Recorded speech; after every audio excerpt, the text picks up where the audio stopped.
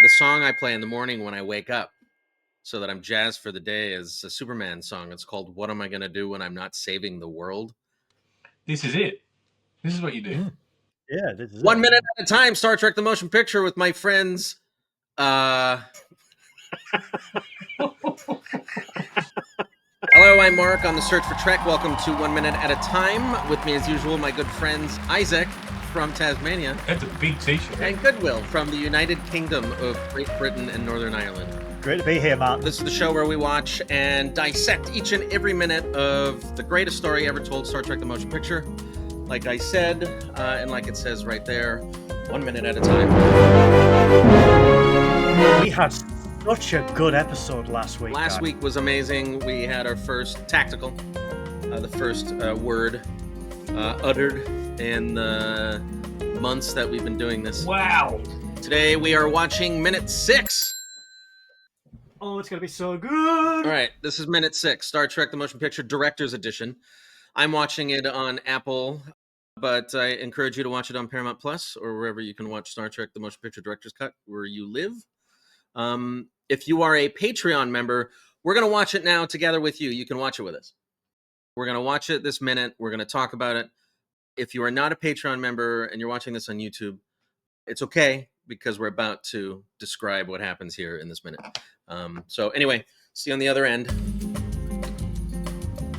In 60 seconds, what happened in Star Trek The Motion Picture? Minute 6 is a tricky minute to grapple with because there is so much that's happening. This is an incredible minute of Star What Trek. we see here is not only 3 Klingon vessels. The Klingons are clearly worked up about something. They found this giant, storm in the sky. The Klingons are actually talking more than one word, more than one syllable is coming out this way. And they're upset about it. There's 3 vessels. They're going at it. See frightened Klingons. Doesn't look like they're investigating. They're not going all Picard and being like, maybe it's a life form we should get in touch with. Fire some weapons. They just fire torpedoes. 1, 2, 3 torpedoes out in space, and it's beautiful. It's glorious. These ships are beautiful. And the Klingon ship on their screen have 3 lights. As those 3 photon torpedoes. And then it becomes 2 lights. Disappear one at a time. One by one, they disappear. They drop off the tracking grid. And then it becomes 1 light. They are getting more visibly They call for evasive. They take evasive Which action. it looks like means that the ships are going to turn around. We'll see. We still got, 140 weeks of this to go. So Only? anyway, it's an exciting minute, and I cannot wait until the next minute because this is some real action. And the music, again with the music. After hearing you guys talk about this minute, I completely misunderstood the minute, but I'm having a good time.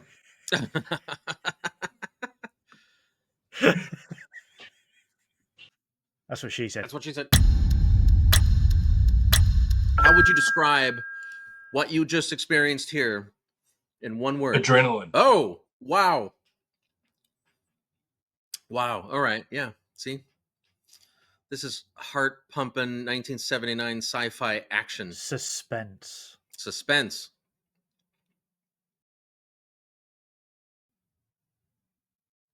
I'm going to say torpedoes. Mm. It's a little simplistic. It's hard when you go third, though. Mm.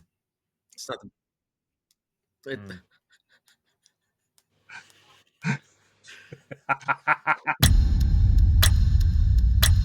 What surprised you the most about this minute? Oh, very easy question to answer, Mark. The one thing that surprised me the most was the fact we got to see scared Klingons.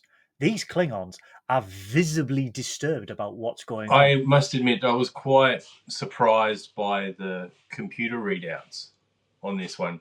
And for me, the fact that it's not what we'd expect today actually made it better. Like, that it wasn't absolutely clear, but you could tell things were concerning by the way the lights were changing. The number of lights reduced, just seeing it blip off the 3 dots. That was pretty cool. Okay, so that's kind of in line with what surprised me, but what surprised me was that they only fired 3 torpedoes. Why didn't they fire like 40?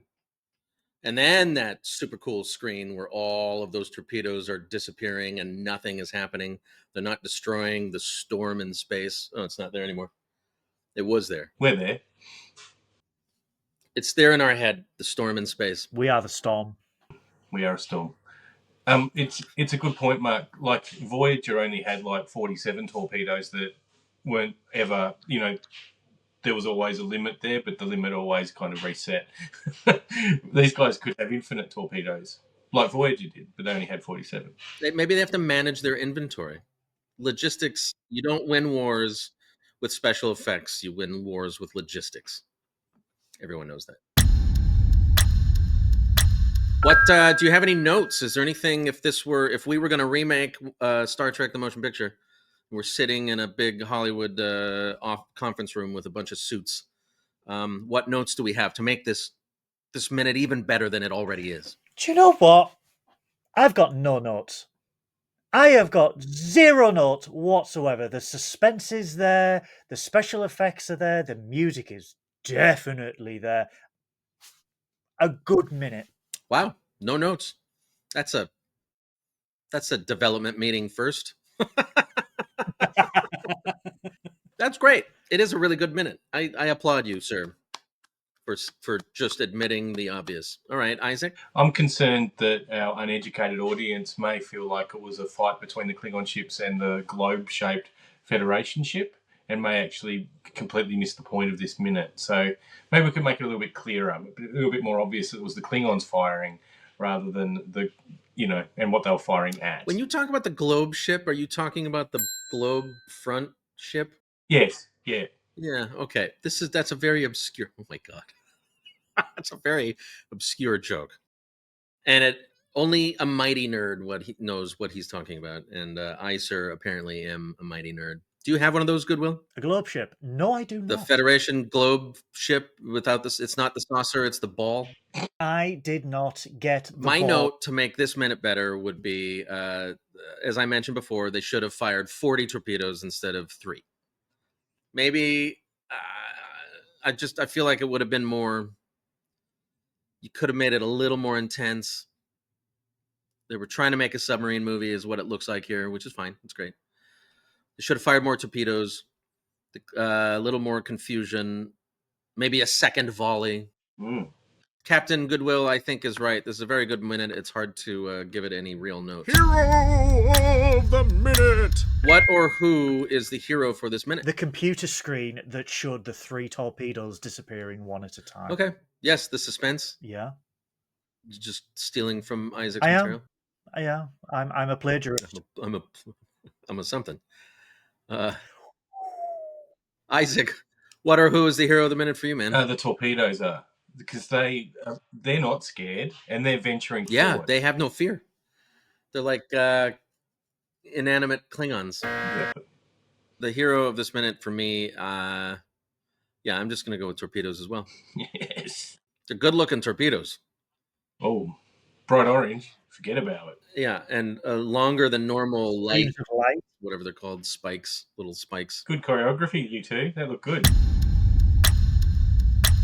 Why is this then the best minute of Star Trek the Motion Picture so far? It's the only minute it doesn't have notes for me. That's a very good reason. So it's a perfect minute from Goodwill. For me, it's finally reward. We get action.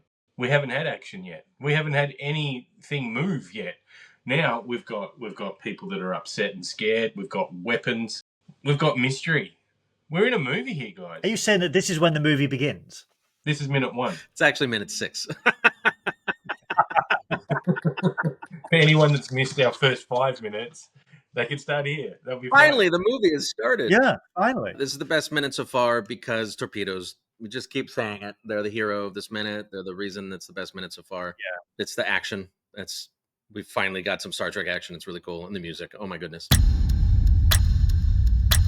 What did we learn this week? We learned that unlike Vulcans, Klingons can't control their emotions. They go from bold to scared. Very scared. They went from tactical to evasive in under a minute.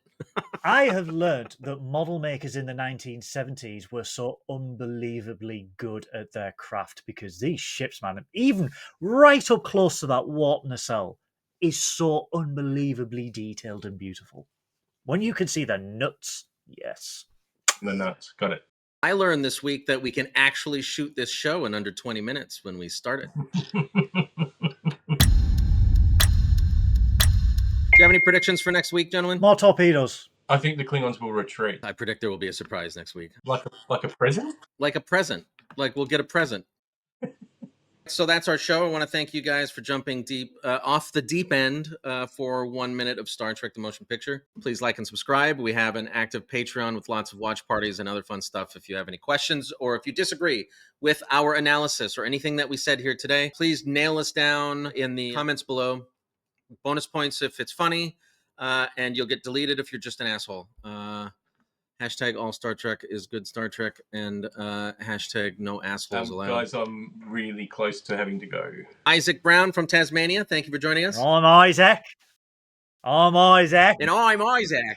I'm Izaak for Trek 365. Trek 365 on the search for Trek. Go climb a rock. I'm Izaak. I'm Izaak. I'm Izaak. Our toilet water goes down the wrong way. Oh, God. Can you imagine living in a place where the toilet water goes that direction? Holy shit. Sickening. It's absolutely, what a nightmare. Literally, holy shit. Holy shit. And thank you so much, Captain Goodwill, all the way from the UK. I am Captain Goodwill from the Search for Trek and trekking up north. I'm Mark on the search for Trek. Go climb a rock. Adrenaline. Suspense. Torpedoes.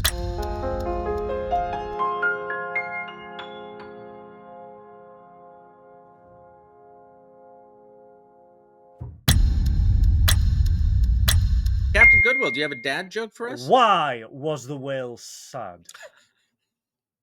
Why was the whale sad? Because he had no porpoise. That's such a terrible joke. I know, I'm sorry. I'll do better.